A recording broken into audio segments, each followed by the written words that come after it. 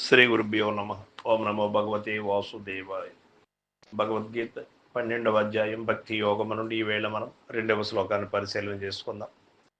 శ్రీకృష్ణ పరమాత్మ ఏం చెబుతున్నాడో అర్జునుని అనుమాన నివృత్తి కోసం ఈ శ్లోకం ద్వారా తెలుసుకుందాం. మయ్యావేశ్య మనో ఏ మాం నిత్యయుక్త ఉపాసతే శ్రద్ధయా పరయోపేత తే మే యుక్త తమామతః.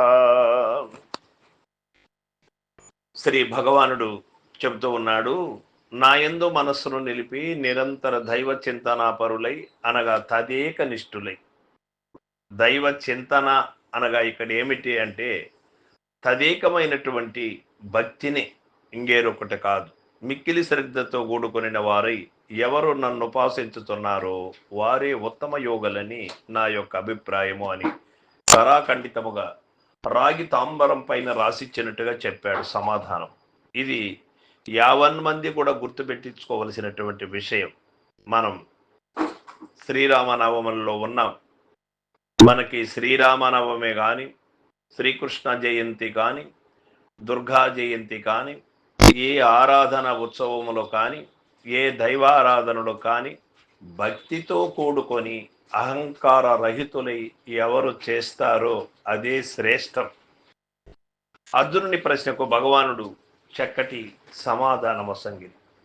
సగుణోపాసకులు శ్రేష్ఠుల లేక నిర్గుణోపాసకులు శ్రేష్ఠుల అనే ప్రశ్నకు ఎవరైనాను సరే మిక్కిలి శ్రద్ధతో కూడుకొని నిరంతరము దైవాయత్త చిత్తులై ఉండుదురో వారే శ్రేష్ఠులని శ్రీకృష్ణుడు ప్రత్యుత్తరమొసంగిరి. ఇచ్చట 3 సాధనలు చెప్పాడు పరమాత్మ. ఈ 3 సాధనలు ఎవరైనా చేయవలసినది. ఈ 3 సాధనలే భక్తికి పునాదులు. ఇదే భక్తి అని చెప్పవలసి ఉంటుంది. మనసును పరమాత్మ యందు నిలుపుట, ఇది నిజమైనటువంటి భక్తి. మనసును అన్ని విషయముల వైపు మనస్సును ఆ విధంగా ప్రయాణం చేస్తూ నేను పూజ చేస్తూ ఉన్నాను, వ్రతం చేస్తూ ఉన్నాను, ధ్యానం చేస్తూ ఉన్నాను, జపం చేస్తూ ఉంటాను అంటే ప్రయోజనం లేదు అని ఇక్కడ మనకు తెలియబడుతుంది. మనసును పరమాత్మ యందు నిలపాలి. ఇక రెండోది నిరంతరము దైవ చింతనాపరులై ఉండుట శ్రేష్టం.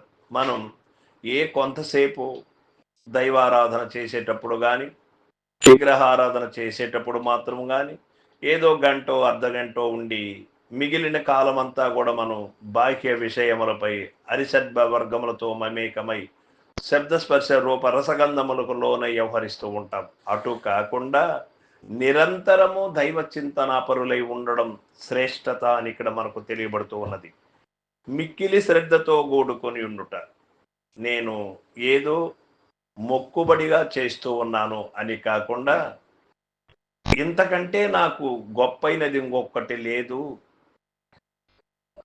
సర్వశ్రేష్టము నాకు భగవన్ నామస్వరూపమే, భగవన్ నామస్మరణనే, దైవ స్వరూపమే.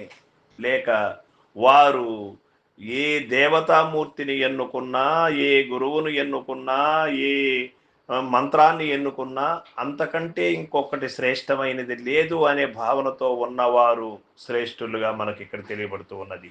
ఈ 3ంటిని అనుష్ఠించువాడెవడో అతడు సర్వశ్రేష్ఠుడగు యోగి గాని సగుణోపాసకుడా, నిర్గుణోపాసకుడా, సన్యాసియా, గృహస్థుడా, ద్విజుడా, ద్విజేతరుడా అను ప్రశ్న ఇచ్చట లేదు.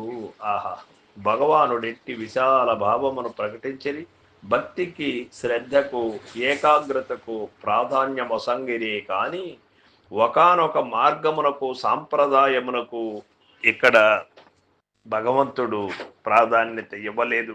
కుల మతములకు అతీతముగా, పేద ధనికుడికి అతీతంగా ఏ మార్గము అయినా కావచ్చు, భక్తి శ్రద్ధలతో శరణాగతి భావముతో మనసును పరమాత్మ యందు నిలిపి నిరంతరము, ఒకవేళ కాదు నిరంతరము అనన్య చింతగలిగి ఎవరు ఉంటారో, మిక్కిలి శ్రద్ధ కలిగి ఉంటారో వారే శ్రేష్ఠులు అని భగవానుడు సెలవిచ్చారు. సర్వం సద్గురుపాదార్పణమస్తు. జై గురుదేవ.